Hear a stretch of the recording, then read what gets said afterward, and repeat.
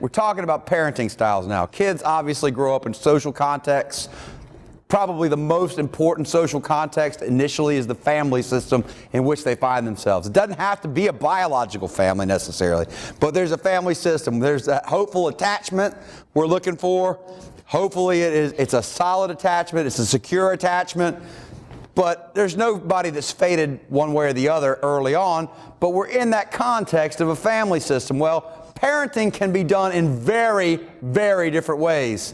You may have seen parents of your own fight or debate about what to do over any given idea that the kid is dealing with at any given moment, because one sees it one way and one sees it another way, and they have to negotiate through that to come up with a solution with the kid. So these are styles of parenting, and they shouldn't be taken as end-all be-all, etched in stone. It's not that somebody is completely one and not any of the other, because people are far more complex than that, but it gives you an overview of how people could parent and how they typically do parent. The first is authoritarian. Authoritarian is pretty dictatorial. You do what I say because I said to do it, and don't give me no lip or you will be sorry for that. Why is not important. It's that I told you to do. So there's not a lot of negotiation. In fact, there wouldn't be any negotiation in a pure authoritarian parenting style, because the parent's the authority and they're going to tell you what to do, set down the boundaries, set down the rules, and you better follow them. The consequences may be swift and potentially severe if you don't follow them. So that's one way to do it, but communication is not valued. Communication between a parent and a child is poor. Right? Because the kid is not allowed to question. The kid will not know the rationale behind there may be very good reasons behind the boundaries or the rules. But the kid isn't going to be privy to that because the kid's not privy to the discussion about that. So in the sense that authoritarian and authoritative sound very much alike, authoritative I've got asterisk because it seems to be the best style overall. The difference here is the way that you communicate. There are still rules. There are still boundaries, right? The parent is still in charge, but the rules and the boundaries will be explained to the child in age-appropriate fashions, right? So if you're talking to a 3-year-old, you don't talk in social contract theory language, right?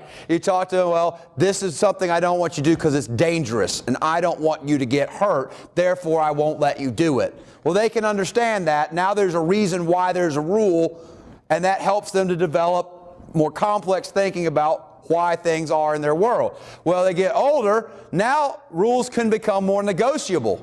Right? So you could have a kid who says, like in teen years, that, well, I want to stay out till 12. All my friends stay out till 12. And the parent goes, well, you ain't staying out till 12 because you're in 9th grade, for example. And I don't know that it's true that all your friends stay out till 12. And if it is true, I'm not sure I agree with what they're doing and the homes that they're coming from. Everybody can be different. That's fine and well. But let's try 10 o'clock. And if you do 10 o'clock reliably and regularly and you don't violate that rule, I might consider 10:30. But we ain't going all the way to where you want to go. And if you mess up 10:30 ain't coming and we revert back to 9:30. So now we have a negotiation, right, which allows the kids to assert their will, assert their independence, and assert their communication skills to try and persuade a parent who may or may not be receptive to the persuasion, but would explain why the rule is in place or why it's being modified or how you would test it or how you would change it. Now, the benefits seem to be positive by and large. Cognitive benefits, social development. These kids tend to be independent, tend to be happy, tend to be self-reliant, and tend to be academically successful, more so than the other 3 styles. On average, no guarantees for individuals, and recognizing that those are, especially self-reliance and independence, Western-style values, right? So we talk about independent-minded being something valued in America. We want people to be independent. Well, there are interdependent cultures where it is a real goal to be very closely aligned and closely tied and to define oneself by one's relationships with other people, especially family members, but also work colleagues, maybe people you go to church with or people you hang out with in life, right? So that's what you produce, and in this society, that's valued, so therefore, that's good in this context, but context is important. Now, the way I help people remember this is authoritarian sound like the Aryan nation that Hitler wanted. Hitler was a dictator. So that helps me remember that that one is dictatorial, right? And if that one's the dictatorial one, then the other one's the good one. Make sense? Aryan. Authoritarian. Tative sounds kind of fun, but not that fun because you still got authority built in, right? Fun authority. Authoritative. Permissive parents make very few demands on their children and are overly responsive to their children. Those are your spoiled children whose parents not only indulge them, but sometimes go out of their way to encourage them to express themselves and get whatever they think they need or want. It's not a bad thing per se, but what it teaches essentially is that you should have everything you want, and you don't have any experience of denial of needs or wants, then you have a kid that's going to have a hard time in the social order of things because they're not going to always get their way in reality.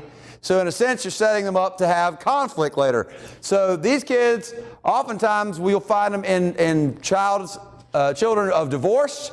The non-custodial parent doesn't want to be the bad guy. I only get to see them so this little bit of time. I don't want to be the bad guy. I want them to have a good time. So you might see that the rules change and the parenting styles change from one household to the other if you've got multiple households in which a kid may live or at least visit.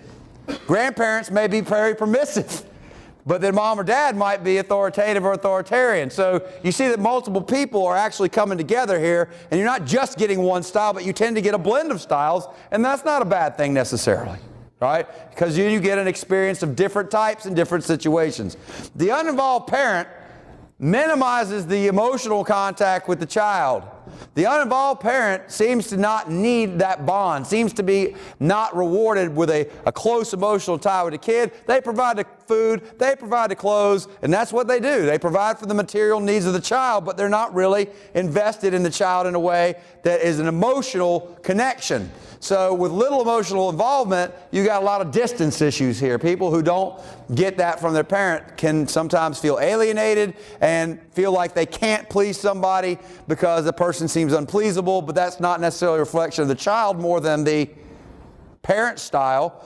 But you can see where people start to develop self-esteem, self-efficacy, a self-understanding is through these initial interactions. Now, like I said, you probably know somebody in each of these categories that's mostly that as a parent, right? For me, when I started out with my daughter, who was 9, when she moved into my house and I married her mom and I then adopted her, I was probably more authoritarian then.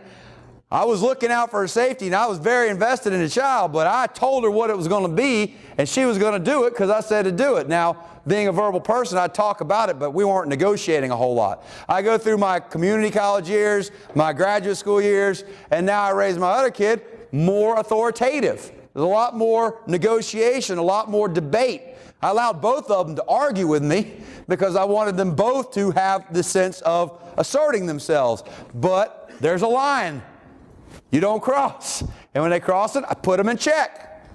Now, as adults, they have appropriate assertiveness, but they're not offensive or obnoxious, right? And they've learned that they have the ability to change their circumstances because they can negotiate. My daughter got more of that towards her later teen years, and he got it kind of most of his years because they're 12 years apart.